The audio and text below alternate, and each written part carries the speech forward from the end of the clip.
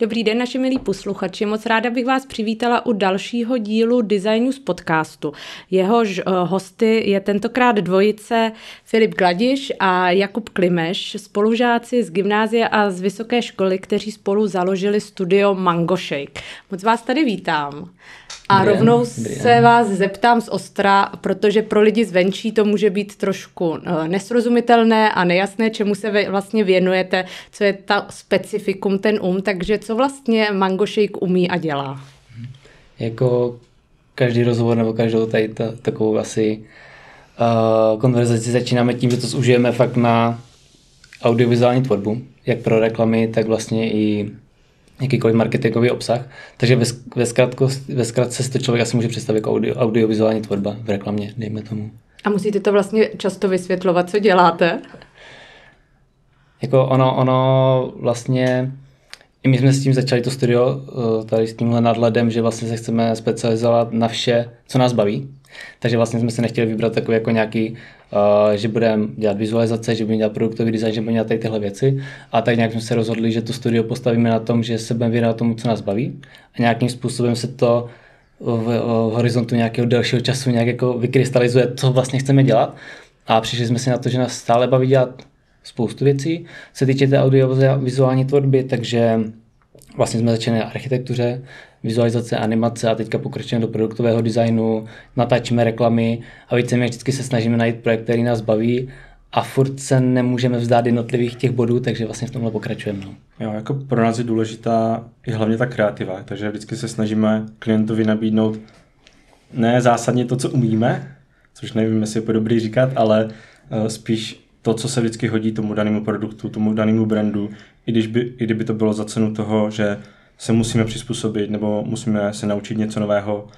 Jo, jako dělali jsme točené věci, počítačové grafiky, stop motion, kombinovat všechno dohromady, VFX, takže jako je to fakt různý, ale jak říká Kuba, no, jako ta audiovizuální tvorba to hezky shrnuje s tím, že my se snažíme vždycky jako být co nejvíc originální to jde a fakt přistupovat k tomu jako velice jako osobně a individuálně k těm projektům. Vy vlastně těm značkám pomáháte v nějaké prezentaci a reklamě a když jsem si procházela ty vaše jednotlivé výstupy, tak co je pro mě spojovalo, byla až určitá taková světovost, že bych si skoro až neřekla, že zatím stojí prostě český brand. Není to ale někdy třeba trošičku na škodu, protože vy většinou pracujete s českými značkami, že jste až tak světoví a nabídnete jim takový vlastně servis, že třeba pro tu klientelu už může být těžko rozpoznatelné, že to je česká značka?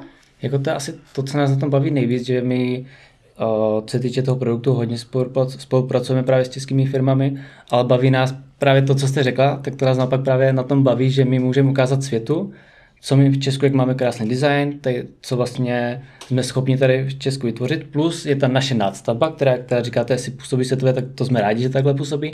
A vlastně je to nějaká ta nástavba, kterou my dáváme tomu jejich designu a vlastně ve výsledku, když se na to podívá člověk odkudkoliv na světě, tak si řekne, jo, to je super a vlastně nemá takovou tu myšlenku, odkud to přichází nebo jak to jde, ale je to takové něco, že to jim vlastně my nabízíme těm brandům. Jste sice česká firma, ale pojďte spolu udělat něco světového. No. Takže vlastně zjednodušeně řečeno má jim to pomoct v konkurenceschopnosti na tom globálním trhu, což je pro řadu těch českých firm takové bolavé místo a Mango Shake může být jeden z těch nástrojů, jak jim v tom zahraničním boomu pomoct. Jako je asi málo českých firm, které by si řeklo, OK, Česko nám stačí, chceme být jenom tady, nepotřebujeme být vidět, i když si vezmeme tady to naše okolí, Německo, Rakousko, i Polsko teďka, že jo, takže myslím, že spousta našich klientů rádo expanduje, rádo se snaží proniknout tady na tyhle trhy a myslím si, že s náma to mají pak o to trošičku jednodušší, že už minimálně třeba tím vizuálem se můžou přiblížit k tomu zahraničí. No.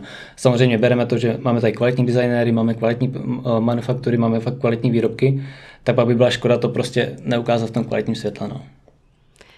Já, když jsem právě procházela ty značky, tak máte v tom portfoliu opravdu takový crème de la crème českého designu, ať je to LD Seating, RIM, anebo třeba Todus.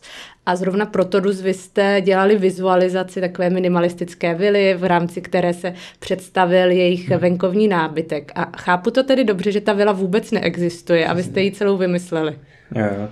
Vlastně tady ten job pro Todus byl zajímavý v tom, že Todus má věc jako specifickou prezentaci, tam probíhá jako focení každoroční a do toho jako se není vůbec potřeba šahat, ale stává se to více značkám, více výrobcům, že například mají potřebu prezentovat ten produkt, ale ještě ho nemají. A to může být problém, když ho chcete nafotit. To znamená, že pak ta počítačová grafika je jako výborný nástroj, protože ten produkt nemusí být fyzicky a my ho můžeme vytvořit digitálně a ta přidaná hodnota je to, že my ho můžeme vytvořit v jakémkoliv prostředí chceme.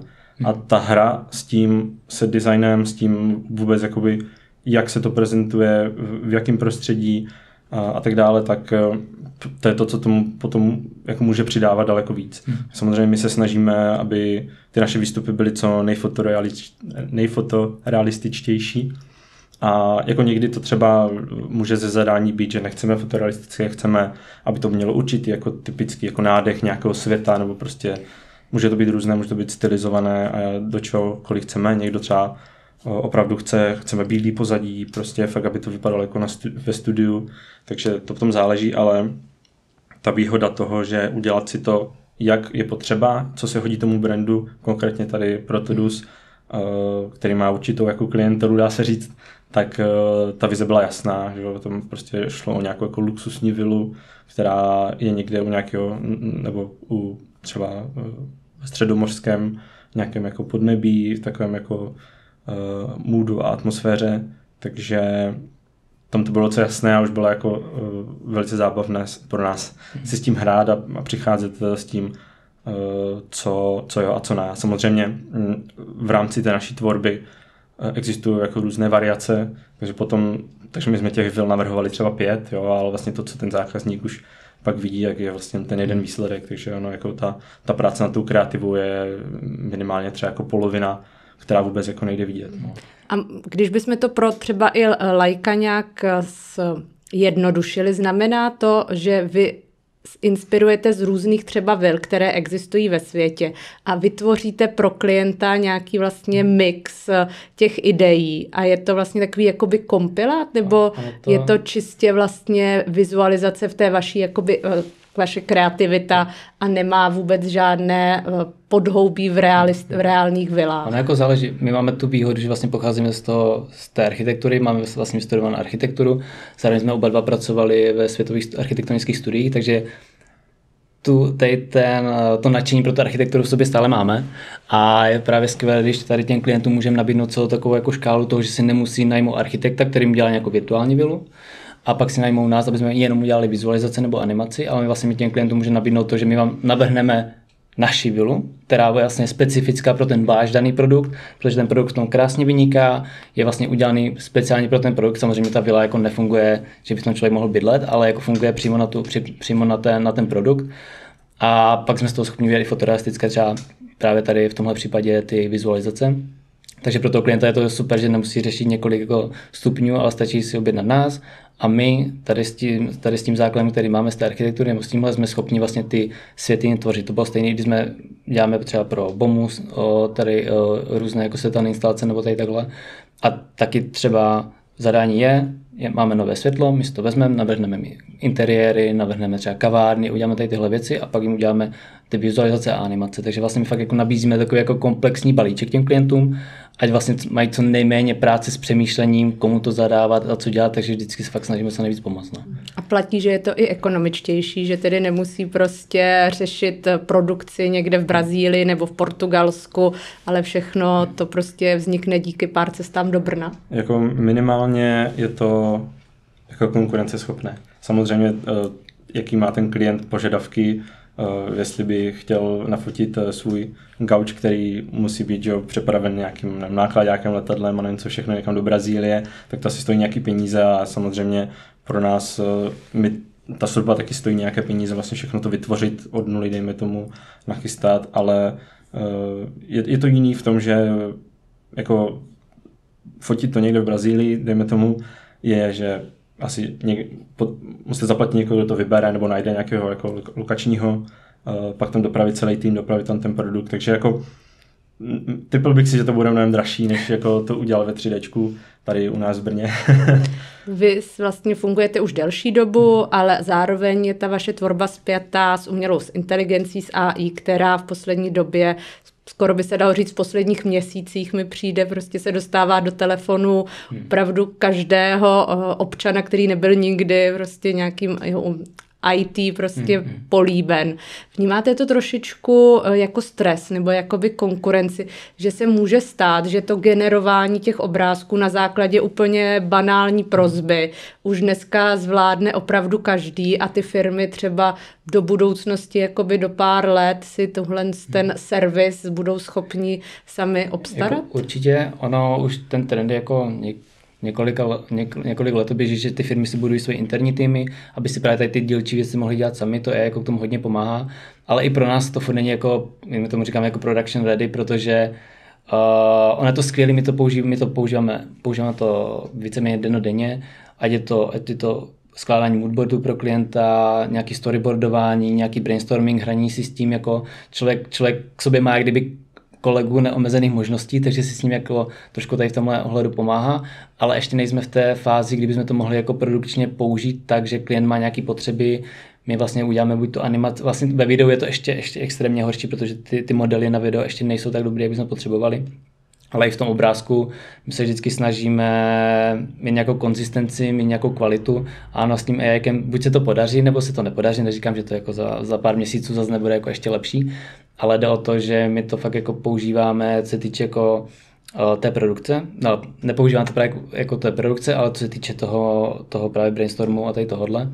A pak pro nás, jako jestli je to strach nebo ne, tam jde o to, pro nás konkrétně když se teďka tady sedíme, máme studio, tak my to vidíme jako nástroj v tom ohledu, že prostě třeba nebudeme potřebovat 30 lidí v kanceláři, ale prostě budeme mít 10 lidí, kteří budou tady s tímhle nástrojema pracovat dál. Pak je to možná horší, když se člověk specializuje na jednu konkrétní věc, kterou dělá dobře, ale bohužel to AI jako to dělá stejně dobře, to znamená efektivněji, tak pak je to možná horší, ale pro nás jako je to nástroj, který bereme jako jakýkoliv jiný nástroj, a uvidíme, kam to jako... Věříte zkrátka, že to vaše know-how a kreativita bude vždycky o krok před tou umělou inteligencí minimálně, než třeba půjdete do důchodu? Tak ono tam vždycky asi musí být nějaká supervize, nějaký ten direction, takže asi si myslím, že určitě. No, jako doplnil bych to úplně stejně, že myslíme si, že vždycky bude zatím ten člověk, který to bude nějakým způsobem řídit a operovat.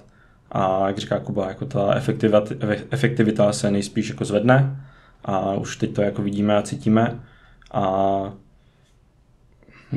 de facto jako nemyslíme si, že to je to, jak se to vždycky říká, že vždycky, když přišel nějaký nový vynález, tak jako jasný, někoho to zasáhlo víc, někoho míň, ale de facto se lidi naučili s tím pracovat. Je to tak, jak když přišli počítače, tak počítače nás nenahradili, ale de facto nás zatročili, že bych neřekl, takže... A nezvětšuje se potom ale konkurence třeba v tom oboru, protože pravděpodobně, když jste to ještě spolu vymýšleli před lety, pak opravdu Mango Shake zakládali, tak skupin nebo opravdu schopných lidí, kteří by měli možnosti nabídnout to komplexní know-how, jak přesně vy říkáte, že umíte prostě tomu klientovi nabídnout celé spektrum těch věcí, bylo asi míň než třeba teď. A nebo to není pravda a pořád cítíte, že... Jako ono jako za tu naši historii, když to řeknu skoro 5 let, když jsme jako freelancovali, pak jsme si založili firmu, tam jsme prošli jako ten rozkvět vlastně všech těch tools, které my můžeme používat jako obrovský, když my jsme začínali na architektuře a těch firem na vizualizaci nebylo tolik a pak právě přišly takový ty Lumion a Twinmotion a Enscape, co jsou programy, které právě si můžou používat ty kanceláře sami a generovat si vlastně obrázky jako sami a pak na ty finální nebo na ty nejlepší projekty si právě nabírají ty firmy, což vlastně ten trend asi je u všeho, když my to takhle vidíme, že mám nějaký jednoduchý produkt, chci se udělat jenom na bílém pozadí, tak vlastně na to nepotřebuji firmu. Doteď to bylo potřeba, teď už to nepotřebuji, ale pak chci tu nejlepší reklamu, chci se nejlépe odprezentovat, tak už to dám té firmě a vlastně mi jedno, jestli používá AI, nebo jestli to prostě maluje, nebo cokoliv dělá. Prostě když ten výsledek je super, tak já asi najmu tu firmu. Ale samozřejmě ty interní týmy v těch jednotlivých firmách budou dávat smysl, bude se to dělat asi víc interně, ale stejně si, jako to je za nás samozřejmě, protože máme firmu na tohle, tak počítáme s tím, že furt i když je to AI, tak je to stále nástroj, který potřebuje nějaký jako ten direction. A to si myslím, že my jako Mango Shake můžeme jako poskytnout. No. Mně se třeba konkrétně líbila vaše vlastně motion design pro 200 Tones, kde jste konkrétně ukazovali, jak ten materiál, který oni používají, co je vlastně jakoby stlačená ocel, jaké má ty možnosti. A ono asi je to často v tom designu problém, že ten koncový klient si nedokáže představit tu cestu, která je zatím, ať už je to ohýbaný nábytek u tonu, nebo tady třeba v případě 200 Tones, ty možnosti, která vlastně ta ocel pomáhá i té firmě, ale potom třeba i tomu klientovi. Není to možná právě jedna z těch možností, co ta umělá inteligence nedomyslí, že vy s tím klientem proberete, co je opravdu ta jeho přidaná hodnota? Určitě je to pravda. Ono i z naší zkušeností ta kreativa furt jako je lidská. Jo, jako ona, ta AI de facto, my se bavíme sice o umělé inteligenci, ale jako to jsou jenom algoritmy, že jo, který jako nemají svůj vlastní jako mysl a vychází z databází, takže to nikdy jako de facto nevymyslí nic nového. Ono to může jako, my jsme narazili na spoustu jako problémů, když jsme se právě snažili tím, že vždycky se snažíme, nebo ne vždycky, ale když je to žádoucí, tak se snažíme vymyslet něco, co třeba člověk ještě neviděl, nebo jak říkáte, je to třeba, že je to něco, co odehrává někde v peci a jako fakt jako to nemůže člověk nikdy vidět a je velice těžké, jako aby tohle ta umělá inteligence pochopila a to nám jako dává nějakou výhodu, ale říkám, to může být s čímkoliv, jo? Jako říká Kuba, jako, dokáže si ten software dokáže vygenerovat židli na bílém pozadí, dejme tomu, ale ten detail třeba furt tam jako nemusí být. Jo? A když se jedná o nějakou generickou službu, tak to třeba nemusí vadit, ale pokud jste designér a prostě jde vám o to, aby tady byl takový radiusek a já nevím, tady bylo nějaký prošití a tak dále, tak jako velice těžký jako dostat z toho, aby tohle vypadalo. No. Takže jako, abych to odpověděl, tak no vlastně jsem zapomněl. ale jo. Dobře. Když se ještě vrátím k tomu vašemu zázemí původnímu, tak vy jste právě architekti, ale právě s těmi vizualizacemi v architektuře se dlouhodobě pojí určitá kritika v tom, že často ti architekti nebo ty studia si vytvoří dokonalé vizualizace, ale ta realizace třeba ve velkých developerských projektech anebo v prostředí veřejného prostoru už neodpovídá té realitě, takže to může na veřejnost působit jako taková falešná vlastně nějaká záminka, že to bude krásné, ale v realitě není. Je to pro vás taky někdy trošičku dilema, nebo v minulosti, i když jste studovali architekturu, bylo, že lavírujete na takové tenké hranici pravdy a iluze? Jako ono, to je otázka. Ale ve výsledku, že než většinou ty obrázky, které vidí člověk jako první některých projektů, třeba tady se dělal na hlavní nádraží, že v Praze a jsou taky různé projekty, tak většinou to jsou architektonické soutěže, které prostě mají nějaký čas, ty architektonické týmy to musí vytvořit a pak se udělá takový jako ideální stav, jak by to zhruba mohlo být, protože v těch architektonických soutěžích většinou to člověk nikdy nedomyslí úplně do konce, úplně do toho perfektna, a pak vlastně od té architektonické soutěže po finální stavbu vlastně je tam několik let uplyne, pracuje na tom několik firem, zároveň ne vždy se podaří, že architekt to vymyslí i správně technicky, samozřejmě. Takže jakmile se do toho začne vstupovat několik profesí, tak vlastně ta stavba se mění ne s tím, že by to bylo na začátku špatně navržený, nebo ten architekt by to špatně udělal, ale postupem času se prostě buď mění podmínky, nebo se mění funkce, což se jako stává, takže bych neřekl, že to úplně vina těch architektů, že udělali hezký obrázek, ale pak to tak není. Ale je tam jako spoustu věcí, které se během toho procesu té stavby jako mění, že pak chápu, že lidi můžou být celkem jako zklamaní, že viděli hezký obrázek, kde je celá prosklená vlastně fasáda, ale pak ve výsledku jsou tam okna, protože třeba došly peníze. Nebo se stalo něco tady takového, jako taky, je to... Tak bych to možná doplnil, že ještě taky, nevím, jestli se bavíme o tom, že jak se dostaneme od nějaké jako vizualizace po realitu, anebo jestli se bavíme čistě o tom, že ten obrázek jako působí, jdeme tomu nějakým dojmem na širokou veřejnost, že to nemusí být úplně, jestli to okno je tady nebo tady, ale může to být, já říkám o tom pocitu, který samozřejmě tím, že my ten obrázek jako vytváříme digitálně, tak si tam můžeme namyslet cokoliv, můžeme si říct, jo, tak slunce bude tady svítit prostě ze severu, jo, nebo cokoliv. A to asi si myslím, že taky jako na to narážíte tou otázkou. A to pak bych řekl, že může být problém, jako setkáváme se s tím dennodenně a je to tak, že samozřejmě ten architekt chce prodat ten jeho návrh, přesvědčit tu komisi, že jo, nebo přesvědčit toho developera, že ten jeho návrh je ten nejlepší a snaží se pro to udělat všechno, co on si myslí, že je to nejlepší, což samozřejmě nemusí vždycky jako být to nejlepší. My se vždycky snažíme to dělat tak, aby to bylo jako za prvé realistické, aby to vycházelo vlastně jako z reálných architektonických fotek. Velice rádi se jako inspirujeme, i sami jsme jako fotografové, takže máme k tomu jako určitý tady ten nadhled, který si myslíme, že proto je jako extrémně důležitý. A říkám, pak už to je jako na těch samotných architektech a návrhářích, aby jdeme tomu, jak to říct, jako se nenechali unést. A myslíte, že povídejte. Jenom jsem chtěl vlastně doplnit, že máme asi problém dělat nesmysly. Že když ten architekt to po nás chce, tak vlastně nám to jako nejde přes ty ruce vlastně udělat ty požadavky, světlo odsaď, teď mlha, duhy, jednorožci, že jo. A je to fakt jako těžký dát dohromady, takže vlastně my s takovými klienty jako nemůžeme spolupracovat, protože se fakt jako snažíme být trošku jako při zemi, co se týče jako realičnosti, to dá asi ani na té naší práci vidět. Takže vlastně nám to jako těžko se tady tahle práce dělá. Jako rádi pracujeme jako virtuální fotografové, bych tak řekl. Že fakt jako pracujeme s tím, jak by fotograf pracoval. Máme to jenom jako virtuálně před sebou a tak, jak by fotograf chodil kolem hotové budovy a fotil, počkal si tady na západ slunce, tak my jako de facto to stejně děláme. Tohle můžeme udělat efektivněji, že nemusíme čekat týden na správné světelné podmínky, ale můžeme si je vytvořit.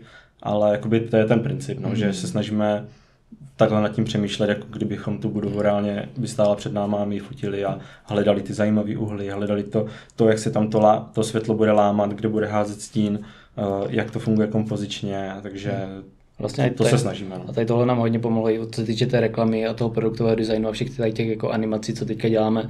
Takže si myslím, že tady ten jako základ té architektuře a v té realičnosti nám hodně pomáhá teďka právě v tom, kam se jako studio posouváme. No. A máte i takovou profesionální deformaci v tom, když vidíte třeba vizualizace těch velkých projektů typu teď nová přístavba hlavního nádraží, Pražská filharmonie, pavilon v Expo, což byly ty opravdu veliké projekty, které se hodně medializovaly a pak byl následně třeba vidět ten výsledek u některých, který úplně neodpovídal. Díváte se na to i tímhle sami kritickýma očima, že si řeknete, no tak tady už to opravdu jako přepálili, takhle to určitě vypadat nebude. Jo, jako nevím, jestli řešíme, jestli to jako vypadat bude nebo nebude, spíš v tom vidíme to, že jako opravdu třeba, tak tady se nestíhalo, nebo prostě, no, tak tady si fakt někdo ustřelil, jakože to je fakt schválně, jako asi takhle udělaný.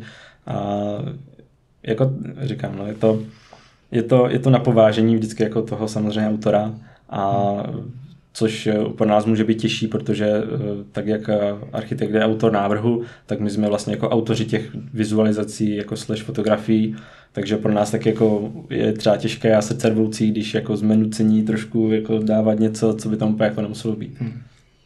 Vy jste spolužáci z gymnázia, jak už tady bylo řečeno, studovali jste spolu i na Vysokém učení technické v Brně. Máte nějak specificky rozdělené ty role, nebo stává se vám ještě pořád, že se třeba dohadujete i v nějakém takovém konkrétním případu, že jeden řekne, no tak tohle už je fakt moc, prostě to už opravdu přepálil.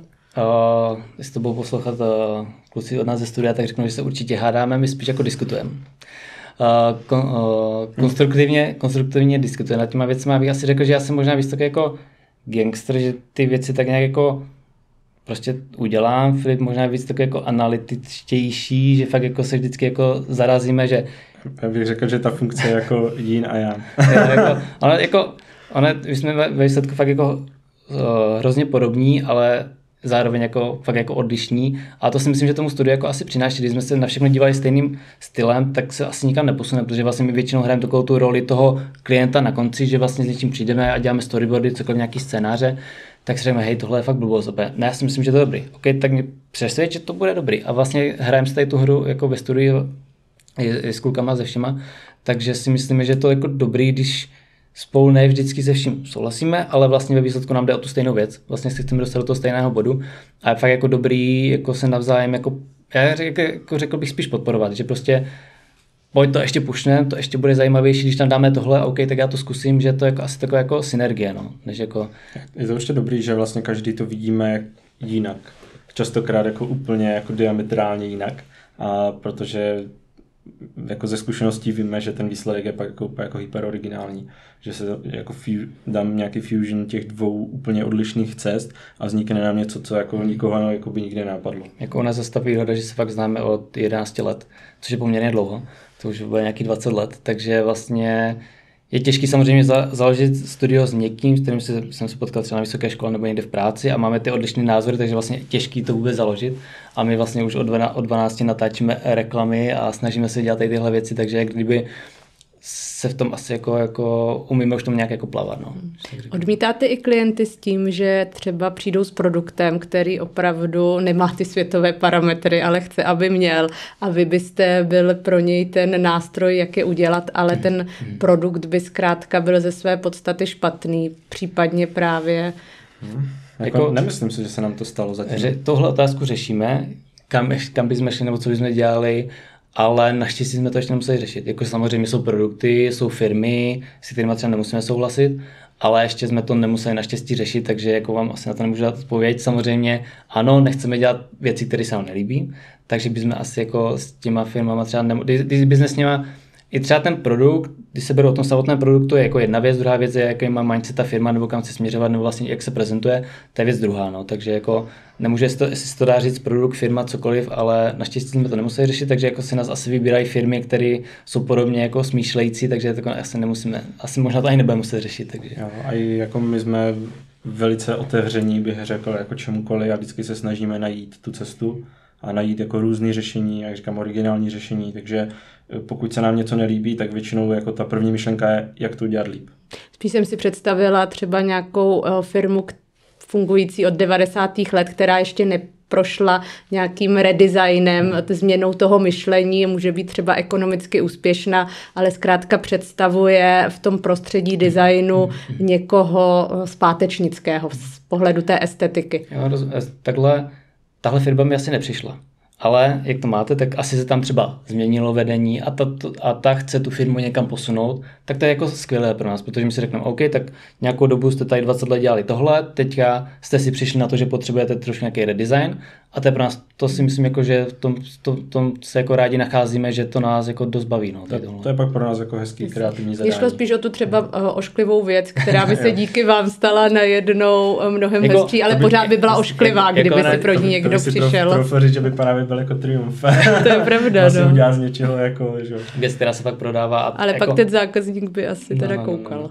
Jako, jaká je to hypotetická jako otázka, znamená nějaká jako věc, takže asi kdyby to fakt byla nějaká extrémní blbost, tak bychom do toho nešli, ale jako zatím teď, když nad tím přemýšlím, tak jako nevím moc, co by to asi mohlo být. No.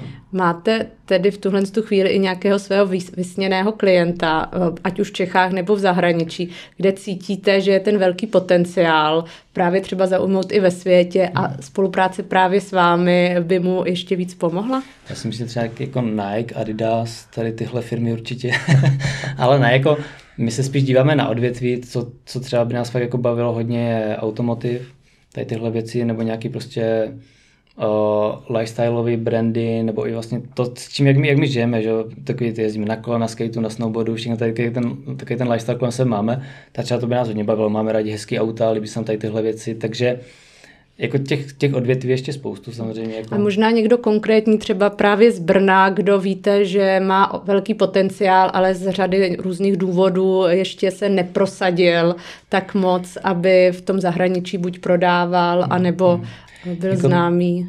Tady ty příklady to bylo třeba, když vezmu 200 Tons, to je poměrně jako malá firma, ale nám se ten produkt tak moc líbil, že jsme se rozhodli, že jim s tím budeme chtít pomoct. Tak jako objevují se občas tady takové jako projekty, které si řekneme, tohle je fakt tak moc dobrý, že jim s tím musíme pomoct.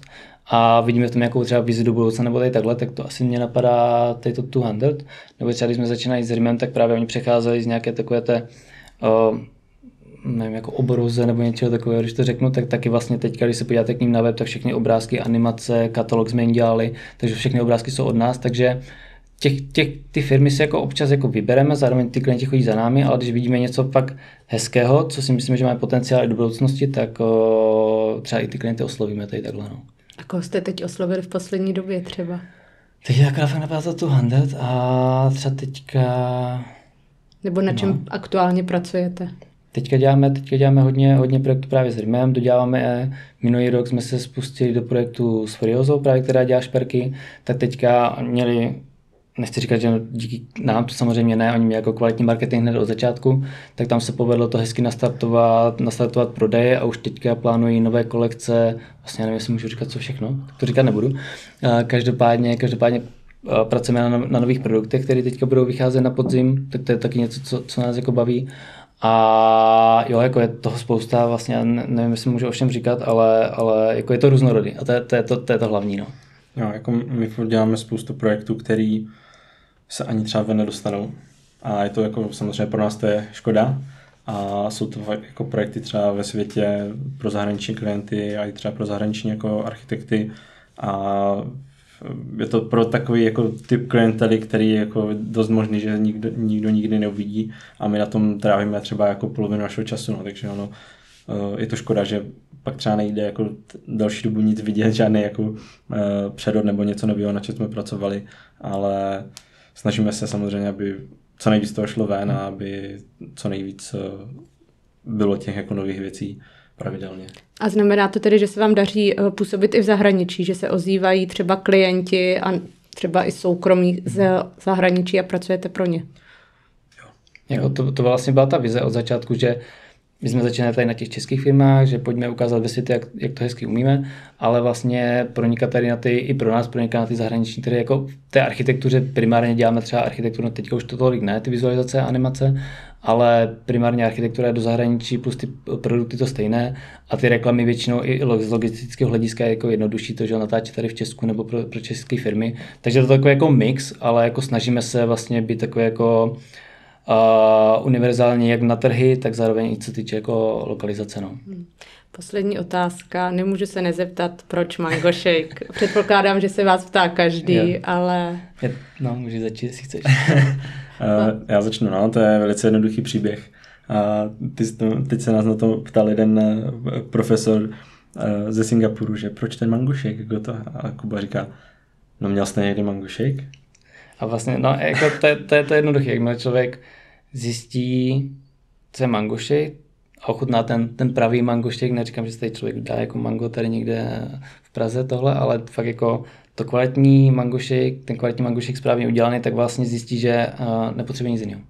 A tomu stačí pro jeho štěstí. A říkáte pořád tu stejnou verzi, nebo ji různě variujete? Pořád je to v každém podcastu nějaká jiná verze. Každé je to jiná verze, takže...